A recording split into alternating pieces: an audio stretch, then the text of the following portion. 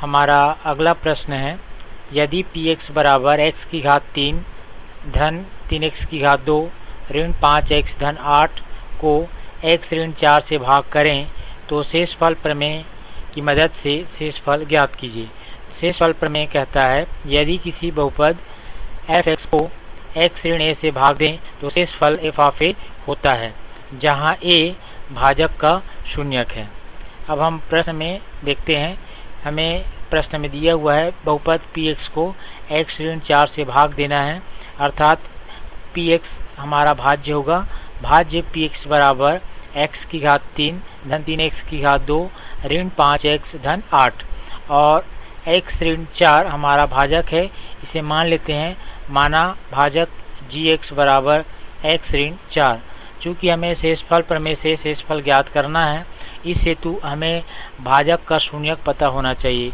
तो मान लेते हैं, माना भाजक gx का शून्यक स्मॉल a है, अर्थात यदि हम यहाँ पर x के स्थान पर a रखें तो यह पद शून्य के बराबर हो जाएगा। तो चलिए देखते हैं, यहाँ पर x के स्थान पर हमने a रखा तो a ऋण 4 बराबर 0, या इसे हम लिख सकते हैं a बराबर 4।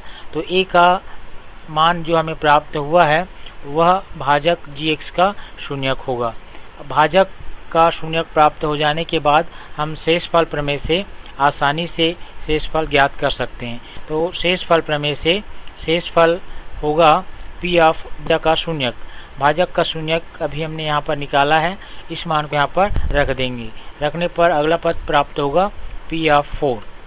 अब हम यहाँ पर ध्यान देंगे, बहुपद px को इस प्रकार से परिभाषित किया गया है, अतः p ऑफ 4 का मान ज्ञात करने के हेतु हम जहाँ जहाँ x है वहाँ पर x के स्थान पर 4 रख देंगे। रखने पर हमें अगला पद प्राप्त होता है इस प्रकार, 4 की घात 3 धन 3 कोष्टक में 4 की घात 2 ऋण 5 कोष्टक में 4 धन 8। यहाँ पर हमने जहाँ जहाँ x है वहाँ पर x के स्थान पर हमने 4 रखा, तो ये पद हमें प्राप्त हो जाता है। अब हम इसे आगे हल करेंगे।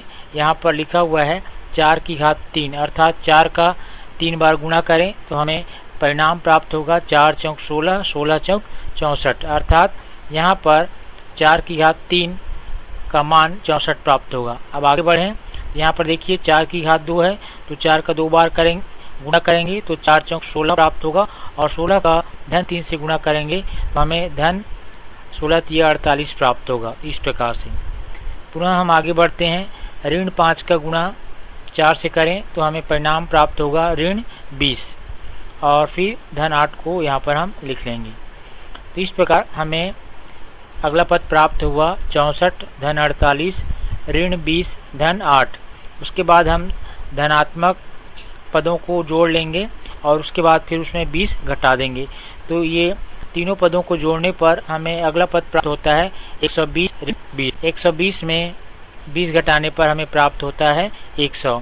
ये जो परिणाम हमें प्राप्त हुआ यही हमारा शेषफल है। इस प्रकार हम शेषफल में की सहायता से शेषफल ज्ञात कर सकते हैं।